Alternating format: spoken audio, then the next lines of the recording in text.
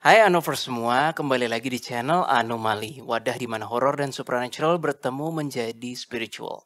Di podcast kali ini, sebenarnya kamu request hanya barengan. Aku requestnya editornya nutupin dulu. Nanti jadi nggak jadi surprise dong. Oh gitu. Anyway, di Oke. episode kali ini kami kedatangan bintang tamu yang menurut gua cukup kontroversial, inspiring. Ya karena orang ini sudah pernah bersanding dengan Guru Gembul, Ade Armando, Coki Pardede, dan mungkin beberapa YouTuber besar lainnya. Dan tokoh-tokohnya, konten-kontennya pun juga cukup intriguing. Seperti nggak pakai jilbab nggak masuk neraka. Kenapa babi haram? Well, langsung aja kita sambut Kumaila. Yay. Dari channel Forbidden Questions. Ini nggak rame editor, lu kasih tepuk tangannya, bodo amat. Makasih Willy, makasih Jesslyn udah ngundang aku. Sama-sama. Dan ini kita udah part 2 ya. Untuk part satunya bagi Anovers juga bisa dicek di channelnya Forbidden Questions. Di sini nih. Nggak tahu tayangnya kapan, semoga by the time video ini ditayangin mungkin udah tayang juga. Tapi ya we'll see. Nah, thank you Mela, panggilannya Mela, for coming here. Langsung aja deh, perkenalkan diri Mela gitu. Secara singkat ini, who you are and what do you do gitu. Oke, hai teman-teman audiens Trianomali, kenalin aku Kumaila, supaya gampang panggil Mela aja. Aku konten kreator di channel Forbidden Questions. Konten-konten aku biasanya ngebahas topik-topik seputar budaya dan agama. Gitu. Seputar budaya dan agama itulah yang membuat gua merasa apa ya Jess? Terusik, intrik bahasa Indonesianya apa sih? Tercengang, enggak ya, bukan ya. Intrik bahasa Indonesianya apa? Intriguing gitu kan maksudnya kan? Iya. Bukan terpengaruh. Terkilik. Iya, terkilik. Iya, bahasanya terkilik. Iya. Terkilik untuk mengundang Mela karena memang in my opinion ada beberapa kesamaan dalam menyikapi kita sebagai human. Ada kebiasaan-kebiasaan yang kayaknya nggak harus gitu deh. Kayaknya nggak harus gini deh. That's why gue coba undang Mela. By the way ini kok nggak bagus ininya.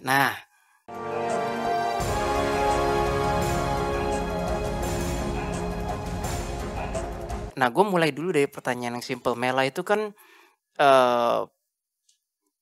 Hafiz istilahnya, tapi nggak suka dipanggil Hafiz, sukanya dipanggilnya Quran nerd ya. Boleh jelasin ke Anovers bahwa secara singkat itu berapa tahun pendidikannya dan gimana gitu? Yang berhubungan sama pendidikan Al-Quran ya. Jadi aku agak nggak enak lagi-lagi karena aku nggak nyaman sama label Hafizoh ini. Makanya sebut aja Quran nerd gitu, orang yang nerding out Quran.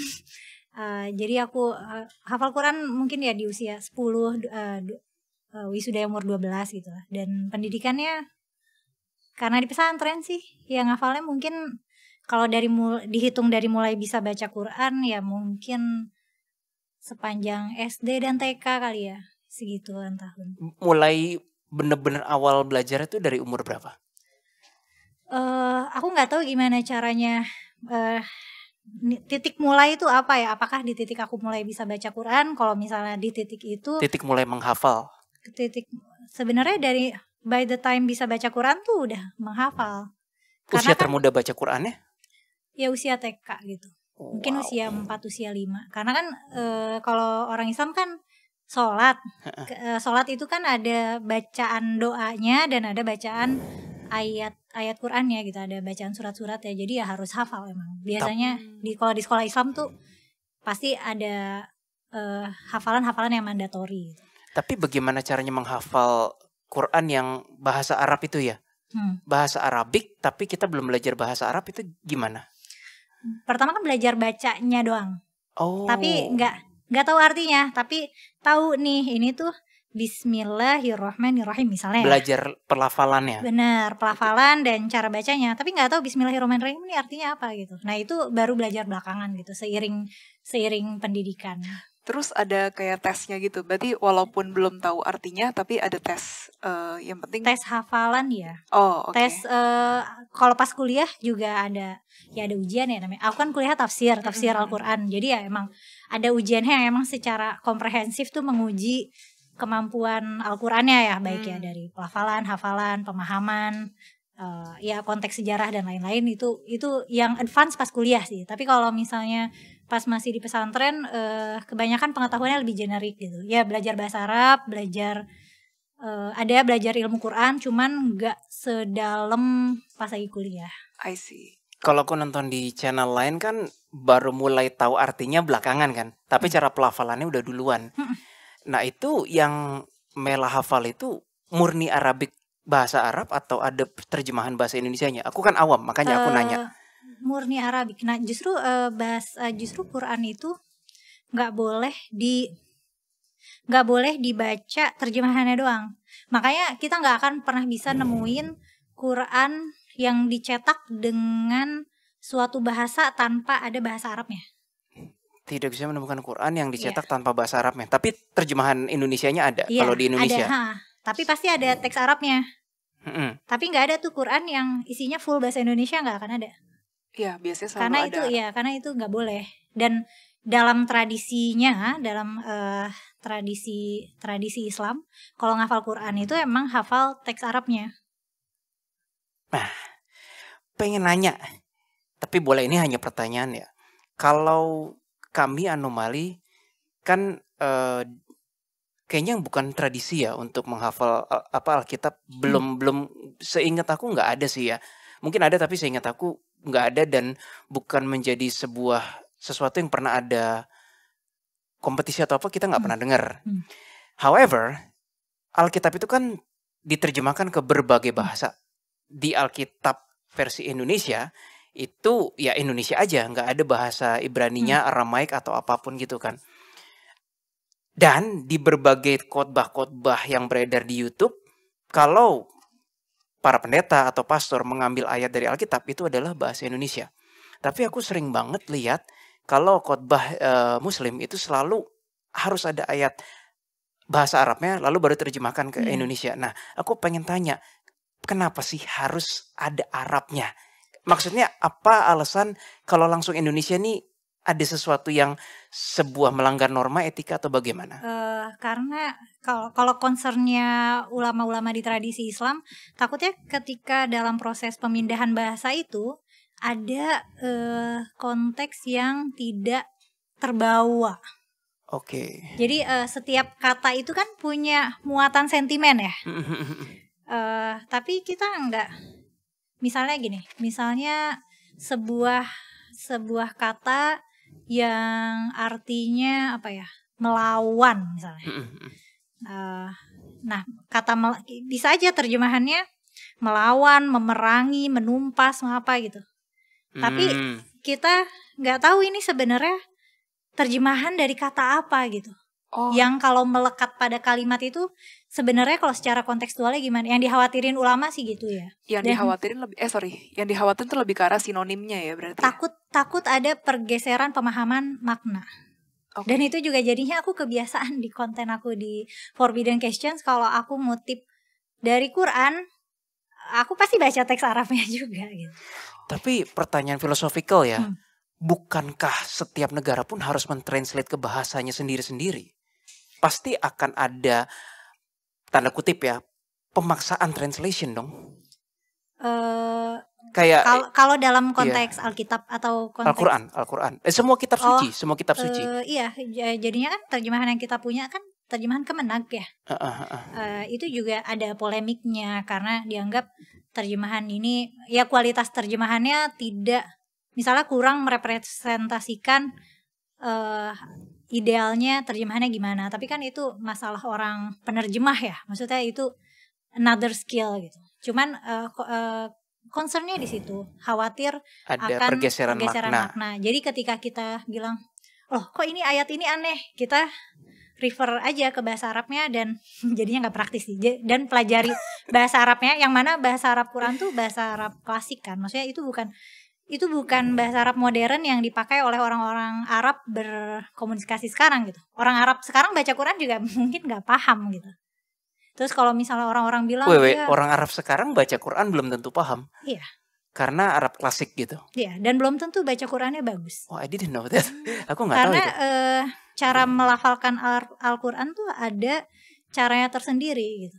Sedangkan Arab itu banyak jenis dialeknya. Yang mana kalau dialeknya itu diimplementasikan ke cara membaca Quran, ya baca Qurannya jadi jelek gitu. Baca Quran tuh ada standarnya sendiri gitu. I think kita geser dulu ke pertanyaan yang lain. Aku sebagai orang non-muslim kadang pengen bertanya-tanya juga ya mengenai Quran dan yang lain-lain. Nah sekarang kan as Quran nerd, I think you are the right person to ask ya kan. Semoga ya. Gak apa-apa, namanya juga pengen nanya-nanya. Nah aku sering mendengar dari teman-teman muslimku ada yang namanya Quran dan hadis. Hadis atau hadis? Hadis ya. Itu bedanya gimana, Mela? Quran itu wahyu ilahi, hadis itu riwayat. Hadis itu kalau secara bahasa artinya cerita atau kabar. Jadi itu kompilasi record dari kehidupan Nabi, dari perkataannya, perbuatannya yang direcord. Jadi kumpulan riwayat. Ditulisnya oleh hadis-hadis itu? Oleh para penulis hadis. Oh berarti bukan, aku coba bandingin nama latar belakang gue ya. Kalau Injil itu kan cerita mengenai hidup Yesus, tapi ditulis oleh murid-muridnya sendiri dan ada skriptor-skriptornya yang di museum sekarang. Kalau hadis bukan begitu konsepnya ya? Bisa jadi mirip begitu. Jadi misalnya isi hadis itu gini, Nabi pernah bilang kita nggak boleh nyebrang sembarangan misalnya. Atau bisa juga hadisnya bilang gini, aku pernah tuh ngelihat Nabi beli tomat sekilo 5.000 misalnya. Jadi isinya ya kompilasi cerita tentang kehidupan Nabi gitu. Oke. Tapi kalau Quran itu eksklusif wahyu ilahi. Jadi naratornya Tuhan. Kalau hadis naratornya itu ya orang-orang yang hidup di masa ketika Nabi Muhammad hidup. Ada perbedaan pedoman nggak? Ini sekarang again ya teman-teman, gue hanya dengar dari teman gue yang muslim juga. Teman gue yang muslim mengatakan Al-Quran lah yang lebih harus dijadikan patokan, bukan hadis katanya. Ini tanggapan Mela gimana? Kenapa Jess? Iya, dan banyak katanya ada hadis-hadis palsu gitu. Itu betul gak sih? Tanggapan Mela gimana? Tanggapannya Kamela gimana? Emang iya. Jadi kayak di Islam dalam merumuskan hukum syariat dan apa aja lah. Primary source itu emang Quran. Secondary source baru hadis. Dan apakah ada hadis palsu? Iya. Apakah ada hadis yang lemah? Iya. Dinilai dari mana? Dari kualitas naratornya biasanya. Satu. Jadi kalau misalnya naratornya ini terkenal pembohong, biasanya narator itu disebutnya perawi atau periwayat. Nah kalau misalnya naratornya ini terkenal pembohong, hadisnya tuh bisa diindikasikan palsu. Cara mengetahui naratornya itu pembohong atau bukan gimana? Ada kompilasi biografinya. Jadi emang ada orang yang mempretelin nama-nama perawi gitu. Kalau nama cabang ilmunya tuh kayak jarah wa ta'dil. Jadi jarah wa ta'dil tuh kayak isinya tuh judgement terhadap orang-orang yang pernah meriwayatkan hadis gitu. Jadi misalnya ada nih, anggaplah ada nama periwayat namanya Kumaila. Kumaila ini kerjanya pedagang sayur. Dia rambutnya botak sebelah. Kadang-kadang suka pelupa. Tapi apa gitu, itu tuh ada judgementnya di situ. Nah terus nanti ada kompilasinya. Nah maka dari itu kalau dia meriwayatkan hadis itu dianggap acceptable misalnya. Atau kesimpulannya Kumaila ini bisa dipercaya, atau Kumaila ini jujur, atau Kumaila ini pembohong gitu-gitu. Dan itu yang menilai ulama-ulama? Ulama-ulama hadis. Dan itu tuh kayak ada beberapa. Jadi bisa aja Kumaila menurut ulama A ini jujur, tapi Kumaila menurut ulama B dia kayak agak kurang. Bisa berbeda dong berarti? Bisa berbeda. Jadi diambil kayak konsensus aja gitu. Yang paling banyak biasanya gitu. Tapi kebanyakan pada bilang dia ini kok, dia oke gitu. Jadi biasanya diterima aja. Kita coba agak tajam ya pertanyaannya ya. Kalau di Kristen aku nggak pernah dengar sekalipun ada yang bilang kayak ayat ini palsu. Kalau tadi kan Mela bilang bisa aja hadis palsu atau mungkin palsu konotasinya negatif, hadis lemah gitu ya. Nggak ada orang Kristen yang bilang kayak ayat ini lemah, nggak ada. Nah pertanyaan tajamnya adalah berarti kalau di Alkitab di Kristen itu nggak boleh tuh yang namanya lu nggak boleh percaya ayat ini, semua harus dianggap jadi satu kesatuan tuh dari perjanjian lama perjanjian baru, yang mana ya gue nggak bisa sih karena gue bukan ada berapa banyak sih? I'm not ahli Alkitab, tapi perjanjian lama sendiri aja dari Kejadian, Keluaran, ada ketahuan gue nggak baca Alkitab. Emang gue bukan ahli Alkitab kok, tapi ada banyak. Sedangkan yang aku lebih familiar Injil, yaitu perjanjian baru, Matius, Markus, Lukas, Yohanes. Itu yang mengenai kisah Yesus. Ada di belakang-belakang ada lagi sampai Wahyu gitu ada. Itu kalau nanya berapa banyak. Tapi balik lagi ke topiknya adalah dijadiin satu kesatuan. Nah, tapi kalau tadi Mela bilang ada yang namanya hadis lemah, pertanyaan tajamnya adalah itu boleh dijadikan pegangan atau umat muslim harus bersikap muslim ya, bukan itu bersikapnya seperti apa gitu. Ya, Logika aku gini nanyanya loh, kalau lemah haruskah gue berpatokan padanya? Haruskah gue menganggap itu sebuah patokan, jangan bilang kebenaran deh, patokan aja, pedoman hidup gitu. Gimana menurut Mela? adanya identifikasi itu ya jadinya hadis lemah atau hadis palsu itu nggak usah dipegang. Jadi hadis palsu itu banyak muncul, biasanya ada kepentingan politiknya untuk biasanya dulu awal-awal populer ada hadis palsu tuh untuk menaikkan figur politik tertentu gitu.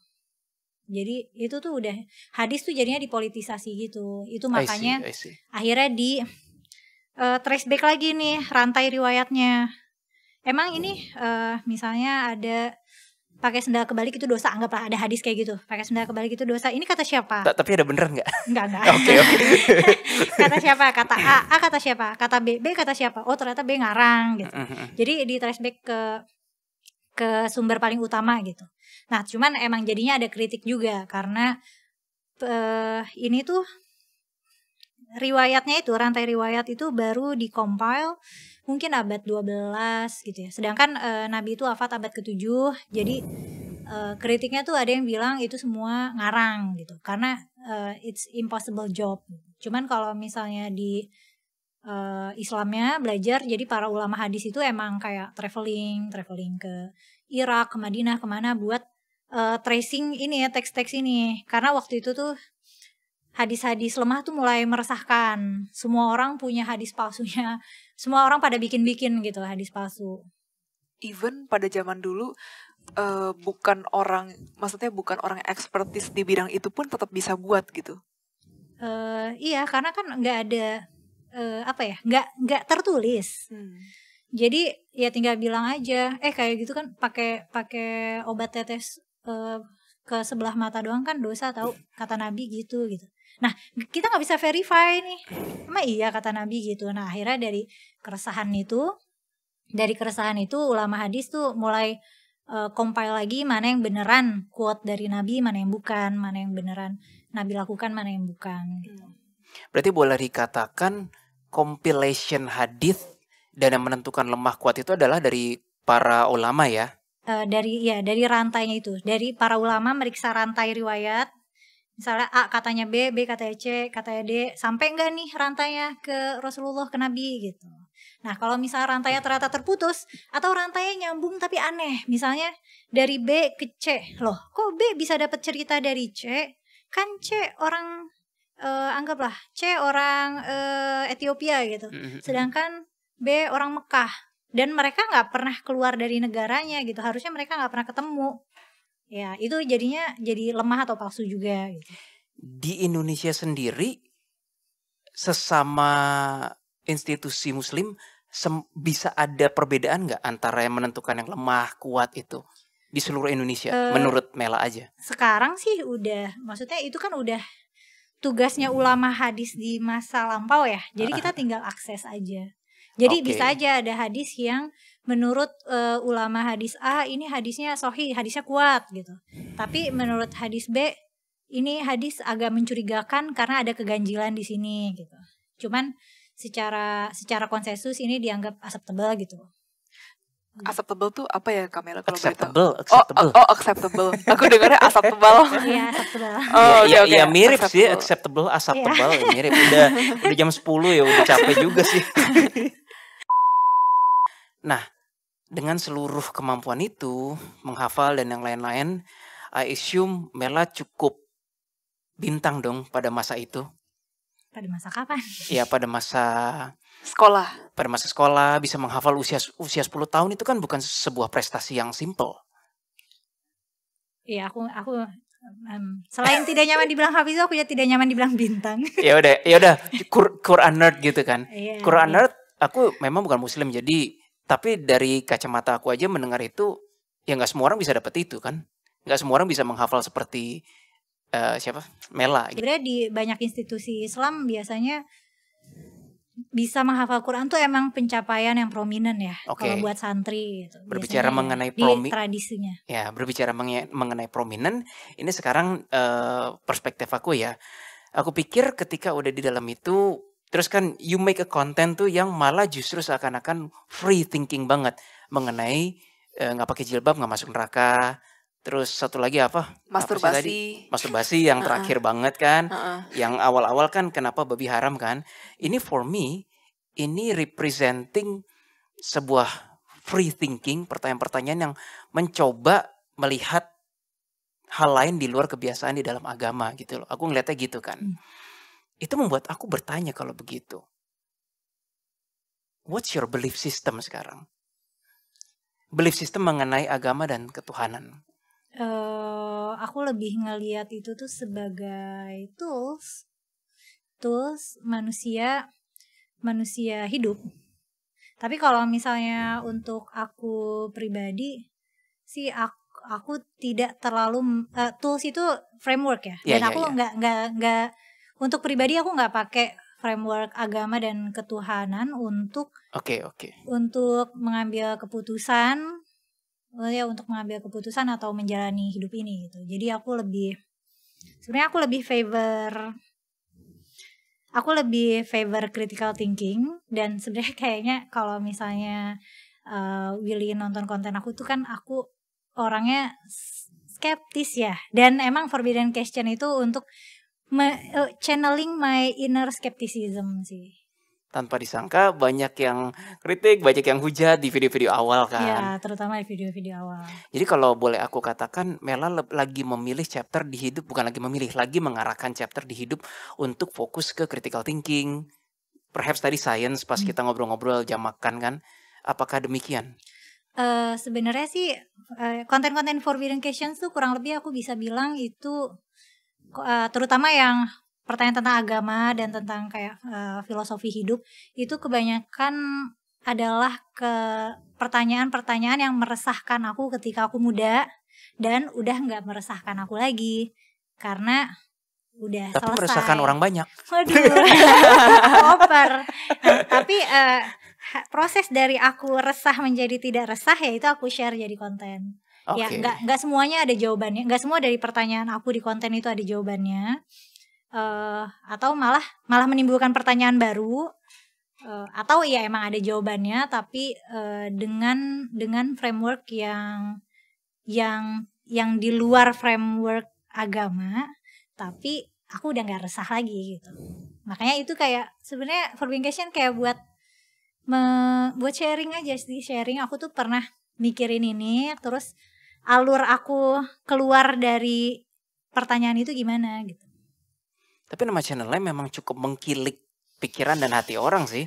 Forbidden questions. Seperti kata Paman Coki kan, kalau nggak ngerti arti kata forbidden, cuma ngerti arti questions, nggak usah nonton channelnya katanya. Iya, pertanyaan-pertanyaan terlarang. Iya, pertanyaan-pertanyaan terlarang. That's why aku mau mencoba ngasih pertanyaan-pertanyaan yang agak tajam. However, kalau sekarang misalnya Mela ditanya bagaimana sisi spiritual Mela. Tadi kan memang lagi fase critical thinkingnya di asah dan yang lain-lain. Tapi what about your spirituality? Kalau Mela bisa menjelaskan. Oke. Kayaknya tuh my core spiritual value itu, aduh ini so iye banget ya. Tapi aku value spiritual aku tuh seeking knowledge and wisdom gitu. Jadi seeking knowledge and wisdom. Ya, jadi proses itu buat aku spiritual. I see. Kalau dari sini aku nangkep kesan ya. Tolong correct me if I'm wrong ya. Seeking knowledge and wisdom is your spirituality. Yep. But berarti bisa dikatakan Mela mengesampingkan dahulu semua anything yang berhubungan dengan gaib. Apakah demikian? Iya. I see. Kalau itu tidak mengarah baik yang gaib, baik yang dogma agama. Kalau itu tidak mengarah ke seeking knowledge and wisdom gitu, ya itu nggak aku kejar. Itu nggak memuaskan aku secara spiritual. Jadi kalau misalnya ada superstitious, ada pandangan yang superstitious atau yang dogmatis, tapi nuansnya itu anti ilmu pengetahuan atau anti kemanusiaan. kebijaksanaan atau anti kemanusiaan, itu pasti aku kritik gitu. Atau ya aku nggak pakai. Berarti salah satu kalau bisa dibilang journey-nya Kak Mela itu memperjuangkan humanity. Iya, humanity dalam arti Loka sama Sukino Babantu, may all beings be happy, yang gitu sih. Ya itu sisi spiritual aku tuh. Ya, which is nggak akan mungkin sih all beings be happy. Nah iya benar. Somebody's sorrowness adalah somebody's happiness kan. Nah Iya, Dan bener itu juga. Ya, gitu. tapi kan kita kan lagi ngomongin idealisme. Cuman kan sayangnya kita tidak hidup di dunia ideal. Tapi ya di dalam idealisme aku, ya aku pengennya orang-orang happy, orang-orang pinter, orang-orang bijaksana, orang-orang bisa berpikir dengan bebas, orang-orang tidak merasa takut. Tapi masih susah. Terakhir ngobrol sama Guru Gembul, aku lihat channelnya, dia bilang bangsa ini masih terima gagasan aja susah. Plus munafik pula, itu dari channelnya Guru Gembul dan Benix ya. Gimana itu? Ya, Tajam ya, Kawil. dan kayaknya realitanya begitu dan kemungkinan memang akan selalu begitu ya. Then what's your idea untuk setidaknya membantu mengentaskan kebodohan itu? Nggak tahu channel aku bantu nggak sih? Apa cuma bikin orang kesel doang? For me ya, if you ask me, yes, you did. Aku suka channelnya. Yes, you did. Terima kasih. Tapi kan nggak semua orang bisa menangkap value atau menangkap hal-hal positif, implikasi lah dari channelnya Mela kan. Ya itu masih PR aku sih. PR aku gimana caranya mengemas konten, gimana caranya deliver konten yang emang value-nya tuh bisa diambil buat sebanyak-banyaknya orang gitu. Karena kayaknya sekarang tuh masih kayak segmented banget ya. Maksudnya pasarnya gitu. Tapi aku lihat udah mulai kok banyak-banyak orang yang kayak halo Kamela gitu. Aku misalnya kayak, tapi ya Kamela, aku kan udah baca komen-komennya ya. Aku di situ banyak melihat halo Kamela gitu. Aku Muslim, tapi walaupun ini kan judulnya kenapa babi haram gitu. Tapi aku suka gitu dengan kontennya Kamela gitu. Udah cukup. Maksudnya like-nya juga lumayan banyak gitu. Aku rasa udah terbuka juga ya gitu orang-orang ini gitu. Walaupun kan ini kan sebenarnya membahas mengenai lebih ke spesifik ke Islam. Iya, spesifiknya ke Islam gitu. Terus ada juga halo Kamela gitu. Aku Kristen gitu. Iya, jadi kayak orang-orang dari berbagai kepercayaan itu merasa kayak terbantu gitu sama video-videonya Kamela. Dan di situ juga aku melihat bahwa ada orang-orang juga yang bilang wah kalau wanita ini keren gitu. Wanita ini keren. Iya, wanita ini keren gitu. Andaikan banyak orang seperti Kamela gitu. Dan banyak sih positif review yang menandakan bahwa Kamela adalah salah satu dari beberapa orang gitu mungkin ya yang ada di Indonesia atau di muka bumi ini yang sebenarnya membantu manusia untuk lebih maju lagi gitu sih. Oke. Pertama-tama aku GR, kedua ya semoga ya itu bikin aku jadi optimis. Ternyata iya belakangan lagi tumbuh lumayan ya. Padahal tadinya udah mulai pesimis, apakah aku harus gulung channel ya? Jangan dong. Aku suka. Jangan. Aku suka. Channel-channel seperti Forbidden Questions itu menurut aku itu dibutuhkan. Ya dong. Ya, semoga sustain ya, semoga tidak di-ban. Tolong teman-teman jangan di-report ya. Dan kalau misalnya ada teman-teman Tri Anomali yang mampir ke channel aku, please jangan ilfeel ya. Enggak lah. Kalau Anovers ini aku yakin nggak akan ilfeel. Karena menurut aku ya, ini personally aku, terlepas dari apapun agama, apapun sistem yang dibakukan, kita boleh kok untuk berpikir selama tidak merugikan orang lain, tidak anti kemanusiaan, tidak anti pengetahuan. Nah disitulah juga anomali, walaupun ya anomali membahas hal gaib dan yang lain-lain, tapi anomali itu membahas value-value yang ada yang sometimes datangnya dari kebiasaan-kebiasaan yang keluar dari agama, dari cara pikir kebiasaan masyarakat biasanya gitu loh. Nah aku ngelihat ada similarity di Forbidden Questions juga. Bedanya kalau kami dari latar belakang ini, Mela dari latar belakang yang lain. Sehingga melengkapi gitu loh yang aku impikan gitu. Dan Gitu. banyak juga yang lebih relevan ke kehidupan zaman sekarang sih. Banget, Sebenarnya baik banget. dari kisah-kisah klien yang mungkin ada di Trianomali dan pendapat-pendapatnya atau pernyataan-pernyataan Kamela di videonya Kamela. Salah satunya nih, aku tertarik banget sama konten yang masturbasi. Yang masturbasi perempuan. Iya, yang masturbasi perempuan.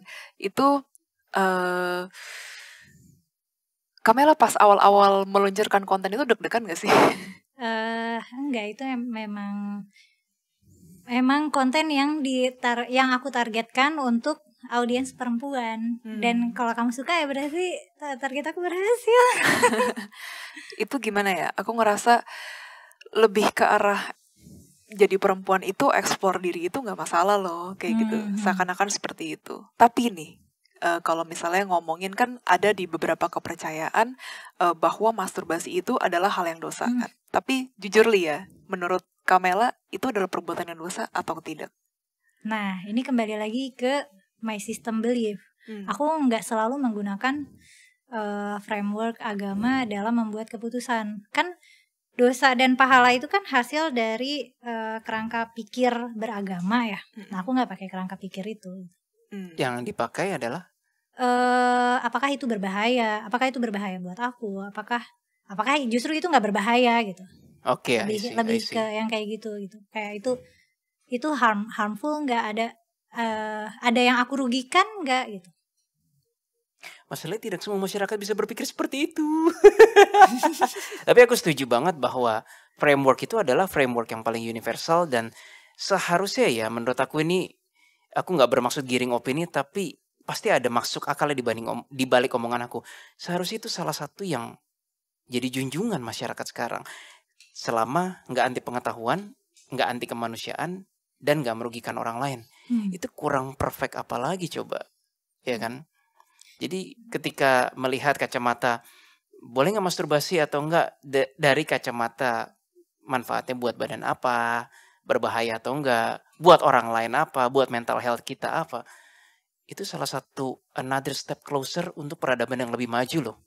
In my opinion. Dan mungkin ini bakal terdengar agak kasar ya, tapi framework mengambil keputusan dengan menggunakan framework dosa pahala, menurut aku itu adalah cara berpikir yang kekanakan, kayak kekanak-kanakan aja, kayak gimana sih orang tua kalau pengen anaknya cepet nurut, kasih aja jalan pintas konsekuensi yang nggak nyata gitu. Udah jangan nangis, itu ada Pak Polisi nanti ditangkap loh, di penjara gitu. Nah terus itu kayak jangan masturbasi, itu dosa gitu. Maksudnya konsekuensi yang dikasih itu nggak apa ya, Nggak nyata, nggak napak tanah gitu. Kita nggak tahu, terus kita dosa, terus kita masuk neraka, terus apa gitu. Misalnya gimana ya, yang lebih berdampak nyata, jangan mencuri, itu dosa. Nah menurut aku cara buat ngajarin berpikir yang lebih dewasa, jangan mencuri karena itu merugikan orang lain gitu. Misalnya jangan mencuri uang 10.000 dari Willy gitu, karena Willy butuh 10.000 itu buat bayar parkir gitu. Itu kan jelas, konsekuensi yang jelas gitu. Nah harusnya setiap kita bertindak mikirnya tuh ke konsekuensi langsung gitu. That's a good point actually. Kayaknya itu agak missing sih di pendidikan dasar in my opinion. Karena aku pun juga, terutama kalau udah mulai ngarah ke kepercayaan, sangat ditekankan untuk bukan konsekuensi seperti itu, either dosa atau enggak. Memang benar, aku sempat ngalamin framework berdasarkan dosa dan pahala. Ya memang cenderung ke kanak-kanakan. I agree with you. Kayak dulu ya, kalau misalkan makan nasi nggak habis, nanti jangan nasinya nangis. Iya betul. Padahal kan sebenarnya enggak. Cuman kan itu cara paling gampang untuk ngasih tahu anak-anak kan. Karena capek kan kalau misalnya kita mau ngasih tahu apa, karena itu makanan yang capek-capek oleh petani kita tanam, atau misalnya karena makanan ini berharga gitu, ini berkat yang harusnya emang gak dibuang-buang, yang gitu-gitu kan butuh penjelasan ekstensif, dan untuk dicerna sama anak-anak kan butuh kognitif load yang lebih besar dibanding dikasih tahu nanti itu nasi nangis gitu. Padahal yang kedua itu yang kognitifnya, maksudnya dibutuhkan mencerna lebih besar itu yang sebenarnya bisa membangun Benar, pola pikir benar, yang lebih maju juga ya Kak ya. benar. Dan jadinya maksudnya cara berpikirnya jadi lebih dewasa gitu. Tetapi apakah agama tidak mengajarkan itu? Soalnya aku melihat kecenderungan agama memang lebih ke arah either dosa atau pahala yang kayak gitu begitu. Bagaimana menurut Mela? Karena kan maksudnya kita memang apa ya? Memang faktanya agama itu kan sering dijadikan alat untuk social control secara masif gitu. Jadi supaya masyarakat gampang diatur, dan cara paling gampang ya cara kayak gitu. Ya jangan misalnya jangan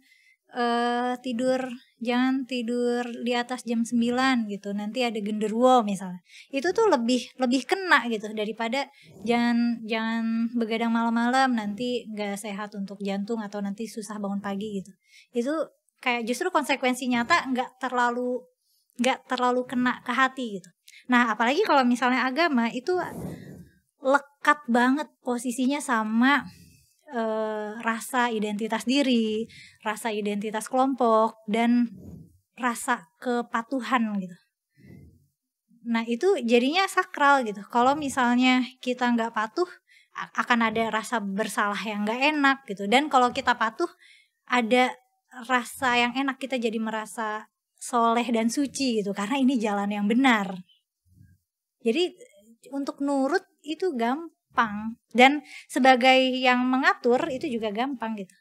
Kalau gitu untuk pertanyaan yang agak tajam dikit, sebagai Mela ya, framework agama yang lebih di dosa atau pahala versus framework konsekuensi yang lu berbuat apa, konsekuensinya apa, kapan human harus frameworknya ini, kapan ini, atau berapa persen dengan tujuan better civilizations.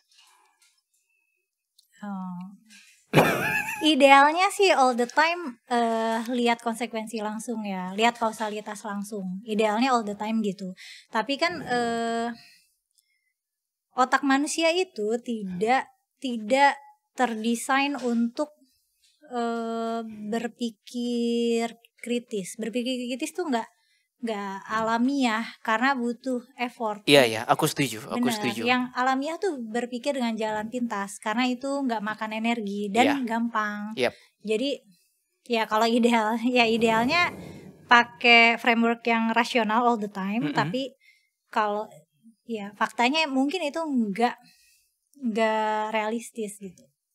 Jadi makanya pasti kayak manusia mungkin sebagian besar keputusan hidupnya tuh dasarnya bukan rasional, dasarnya ya kayak pengen cepet aja, kayak pengen cepet dapat kesimpulan, pengen cepet, ya nggak tahu, nggak ada proses mikir ya, tapi dia membuat keputusan aja gitu, nggak ada proses berpikir yang runutnya, nggak ada gitu. Dan itu sebenarnya manusiawi, tapi kok nggak terdengar konstruktif ya kalau dipelihara berabad-abad itu. Benar. Nah, tapi untuk merealisasikannya nggak tahu, aku sih pesimis ya. Setidaknya you tried dengan channel Forbidden Questions.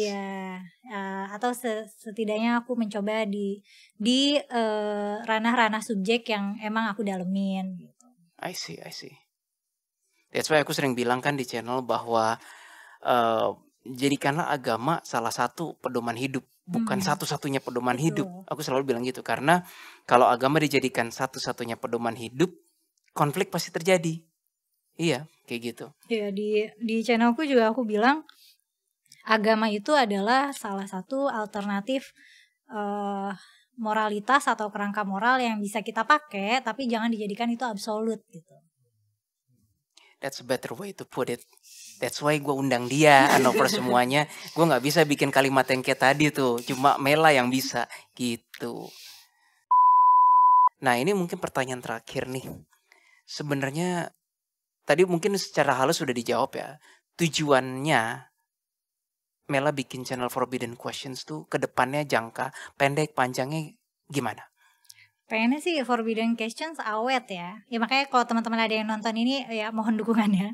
Nah, tapi arahnya kan aku ngerasa aku ngulik-ngulik tentang filsafat, teologi, agama tuh aku sebenarnya ngulik-nguliknya tuh aku udah selesai dan sekarang di stage aku sharing. Nah, tapi ke depannya tuh aku pengennya lebih ngulik-ngulik yang ke arah sains ya, tapi ini aku masih butuh belajar. Tapi yang aku harapkan arahnya tuh ke depan tuh Forbidden Questions lebih materialis, lebih naturalis. Emang yang gimana ya? Jadi kalau filsafat, teologi, agama tuh kayak banyak main-main di dunia ide gitu. Sedangkan kalau sains tuh dunia nyata. Nah, aku pengennya main ke dunia nyata. Nanti eksplorasi kontennya. Kalau aku udah confident sama knowledge aku nanti. Wait, tunggu. Padahal udah akhir nih. Agama bermain di dunia ide itu maksudnya gimana ya? Ya, agama bermain di dunia ide. Oke. Di dunia ini bentar. Agama itu apa sih? Agama itu satu set values, satu set kepercayaan, satu set disiplin hidup, satu set ritual. Iya. Dan di sepanjang peradaban manusia mungkin nggak tahu ada 10.000, 100.000, ada banyak banget jenis agama dengan berbagai jenis Tuhan, dengan berbagai jenis ritual, Berbagai dan jenis kebenaran. value. Benar. Nah, kenapa kebenarannya bisa berbagai jenis? Karena itu semua ide, semua kebenaran itu bentuknya semua kebenaran di dalam konsep agama itu bentuknya eksplorasi ide, bukan sesuatu yang bisa dipetakan di dunia nyata. Oh, ini absolute truth tuh nggak bisa. Ya, make sense. Meskipun klaim agama, meskipun klaim di dalam internal agamanya mereka mengklaim itu absolute truth, tapi jadinya itu cuma sekedar self claim. Semuanya juga self claimnya begitu gitu. Ya, aku ngerti jawabannya ke situ. Tapi yang tadi aku pengen bilang tuh, kok bisa sih agama dunia ide? Karena sekali lu berada di agama tertentu, lu nggak bisa beride lagi, udah lu terima itu. Oh. Itu maksudnya. Tapi ya udah, sudah dijawab oleh Mela. Thank you. Ada yang mau ditambahin sama Jesslyn atau nanya? Ada sih pertanyaan terakhir. Yeah. Setelah membuat channel ini, are you happy now? Iya. Singkatnya iya, karena sebelumnya tuh hal-hal kayak gini tuh hal-hal yang aku sharing di channel Forbidden Question tuh adalah hal-hal yang aku agak enggan untuk, maksudnya itu topik obrolan yang aku mungkin agak enggan untuk ngobrolin karena aku nggak tahu, ya kecuali ke teman-teman yang deket banget ya, karena aku nggak tahu respon orang tuh akan gimana gitu. Dan ini kan jadi kayak pencarian aku sendiri gitu. Aku ngulik-ngulik sendiri dan sekarang aku bisa sharing. Itu rasanya seneng sih. Jadi untuk menambah kesenangan Mela, please bantu share and subscribe and join channelnya Mela, yaitu Forbidden Questions. Gitu. Tuh, dengerin kata Willy. Thank you Mela for coming. Thank you Kak Mela. Kita merasa banyak banget dapat insight dari Mela. Moga-moga kalau ada kesempatan kita bisa ketemu lagi di kesempatan lain, entah apapun itu bisa bentuknya. Ngomongin jin ya nggak sih di Quran? Baik boleh. Jin, iblis. Oh, aku tahu makhluk-makhluk mitologis yang ada di tradisi Islam. Why not? Boleh. Why not? Jadi kita berputar-putar ide nggak apa-apa ya? Iya. You know, we are happy untuk ketemu lagi dengan Mela dan semoga nanti ketemu lagi chancesnya. Iya. Gitu. Thank you sekali lagi Mela. Thank you Kak Mela. Terima kasih juga sudah mengundang aku. Dan pasti ada penonton-penonton Forbidden Question di sini kan. Thank you juga udah mampir ke channel Thank you Anomali. teman-teman. Please klik like, share, subscribe kedua channel kami dan sampai jumpa pada video-video Anomali berikutnya. Bye bye.